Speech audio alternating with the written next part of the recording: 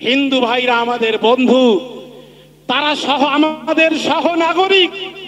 তারা সমস্যায় পড়লে আমরা যাব, আমরা সমস্যায় পড়লে তাদের আসতে হবে। তারা ক্ষুধার্ত হলে আমরা খাদ্য দেব। তাদের রক্তের প্রয়োজন হলে, অসুস্থ হলে মুসলমানরা হিন্দু ভাইদের জন্য রক্ত দেবে। মুসলমান ভাই অসুস্থ হলে হিন্দু ভাইরা রক্ত দেবে।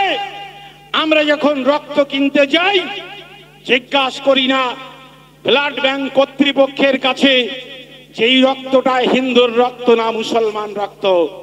কেন? আমরা এক আদমের সন্তান, আমাদের সকলের শরীরে এক রক্ত, হিন্দু আর মুসলমানের শরীরে আলাদা রক্ত নয়। ফলে বিজেপি আমাদের ভাগ করতে পারে, আরএসএস আমাদের সম্পর্কের মধ্যে দেওয়াল তুলতে পারে, কিন্তু আমরা হিন্দু আর মুসলমান এক আদমের সন্তান। আমরা বিগত দিনে আমাদের মধ্যে সৌভ্রাতৃত্ব ছিল। আমরা চেষ্টা করব বিজেপি আর আরএসএস আমাদের ভুল বুঝিয়ে যাতে আমাদের মধ্যে বিভেদ তৈরি করতে না পারে। এটা আপনাদের সকলের কাছে আমাদের করজোড়ে নিবেদন। অল ইন্ডিয়া মুসলিম পার্সোনাল ল বোর্ড গত 4 তারিখে, আমি যেহেতু বোর্ডের মেম্বার, আমাদেরকে চিঠি দিয়ে বিজ্ঞপ্তি দিয়ে সমগ্র ভারতের সাধারণ মানুষের কাছে এই আবেদন রাখার জন্য তারা বলেছেন। আমি অনুরোধ করব, বিশেষ করে বিজেপি এবং আরএসএস মুসলিম এলাকাগুলোকে তারা টার্গেট করেছে। মুর্শিদাবাদ টার্গেট করেছে, কেননা সেখানে প্রায় 70% মুসলমান। মালদা জেলা তারা টার্গেট করেছে, কেননা সেখানে 55% মুসলমান। উত্তর দিনাজপুর জেলা বিজেপি আরএসএস টার্গেট করেছে, কেননা উত্তর দিনাজপুর জেলাও 55% মুসলমান বাস করে। কেন? ওখানে তারা সাম্প্রদায়িক হাঙ্গামা তৈরি করতে চাইছে। তাই ভাঙড় একটি মুসলিম অধ্যুষিত এলাকা। আপনারাও কিন্তু বিজেপি এবং আরএসএস এর টার্গেটে থাকবেন। যখন কোনো সমস্যা হবে, আমাদের নাম্বার প্রত্যেকটা গ্রামের ইমাম সাহেবের কাছে আছে। এই আমাদের মধ্যে অ্যাডভোকেট শামীম সাহেব আছেন, তার হাইকোর্টে বেশ সুনামের সঙ্গে তিনি লড়াই করেন, প্র্যাকটিস করেন।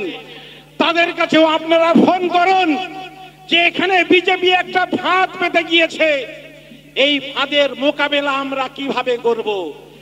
আমরা মনে করি মুসলমান কখনো সহজে আইন অমান্য করতে চায় না, মুসলমান কখনো আইন হাতে তুলে নেয় না। ফলে এলাকায় যে পুলিশ এবং প্রশাসন থাকবে, আমরা তাদেরকেও সহযোগিতা নেব।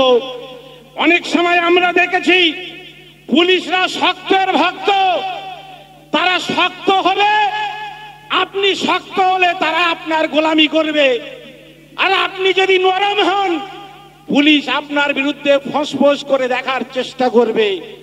কিন্তু আমরা জানি যারা পুলিশি পোশাক পরে, যারা খাকি পোশাক পরে, কিন্তু কলকাতা পুলিশের যারা সাদা পোশাক পরে, তাদের প্রতি আমাদের ভরসা রাখতে হবে।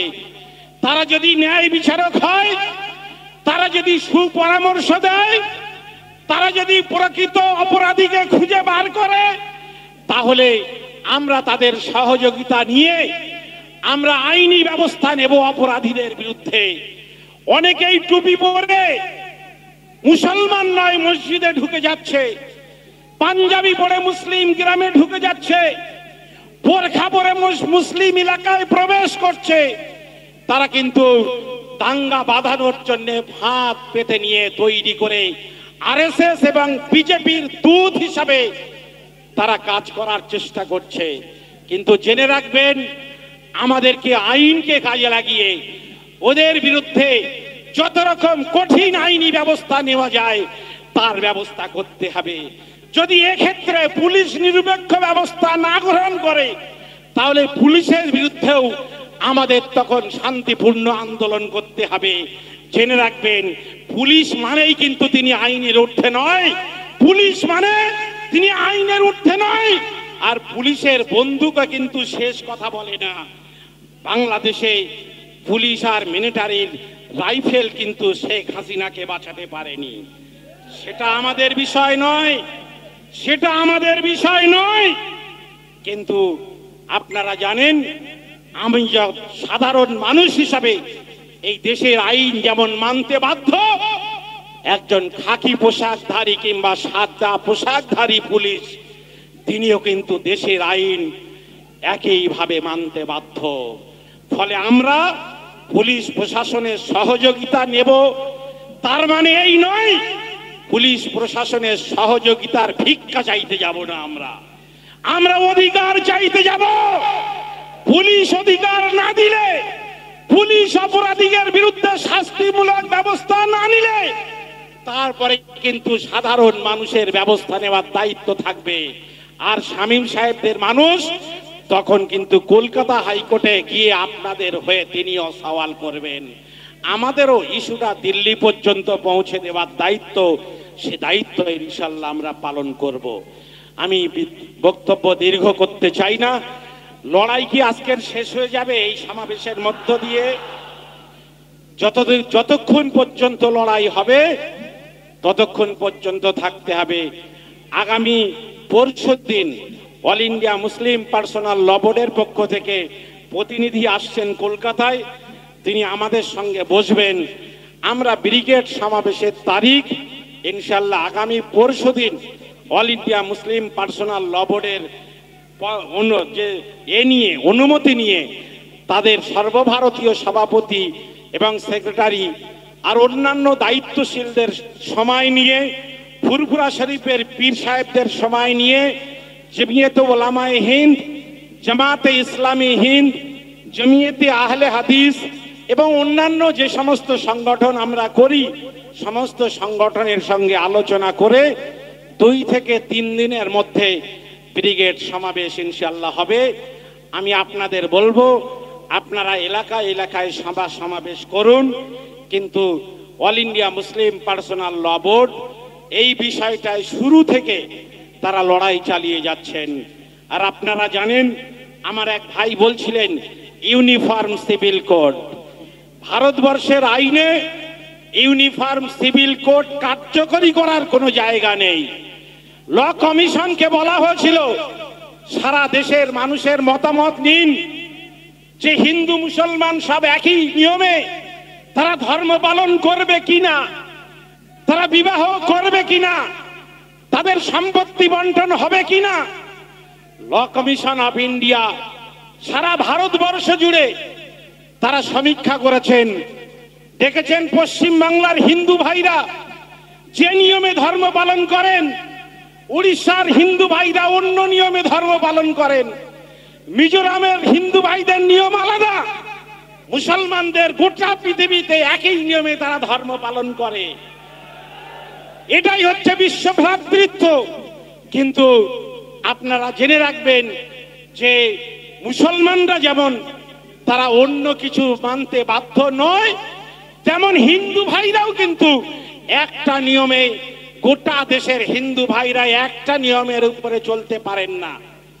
তারপরেও ল কমিশনের সুপারিশকেও অগ্রাহ্য করে, পার্লামেন্টের এবং সংবিধানের নিয়মকেও অগ্রাহ্য করে উত্তরাখণ্ড বিধানসভা একটি বিল নিয়ে এসে তারা সেখানে ইউনিফর্ম সিভিল কোড চালু করেছে। আর একইভাবে ওই যে খুনিদের রাজ্য গুজরাট, ওখানেও তারা ইউনিফর্ম সিভিল কোড পিছনের দরজা দিয়ে পাশ করানোর জন্য তারা একইভাবে চেষ্টা করছে। তার বিরুদ্ধেও কিন্তু আমাদের লড়াই হবে। আমাদের লড়াই হিন্দু ভাইদের বিরুদ্ধে নয়, আমাদের লড়াই কোনো মন্দিরের বিরুদ্ধে নয়, আমাদের লড়াই কোনো শ্মশানের বিরুদ্ধে নয়, আমাদের লড়াই ভারতবর্ষের হিন্দু ভাইরা মন্দির শ্মশানের জন্য যে নিয়ম, যে অধিকার, যে সুবিধা পায়, একই নিয়ম মুসলমানদের কবরস্থানের জন্য, একই নিয়ম মুসলমানদের মসজিদের জন্য একই নিয়মে চলবে। তুমি বলবে যে এক দেশ এক আইন, অথচ তুমি মুসলমানদেরকে সাইজ করার জন্য, জব্দ করার জন্য চেষ্টা করবে। যাই হোক, ভারতবর্ষে এখনো 25 কোটি মুসলমান আছে। আমি জানি, আপনারাও জানেন, আরবে যত মুসলমান বাস করে, ভারতবর্ষে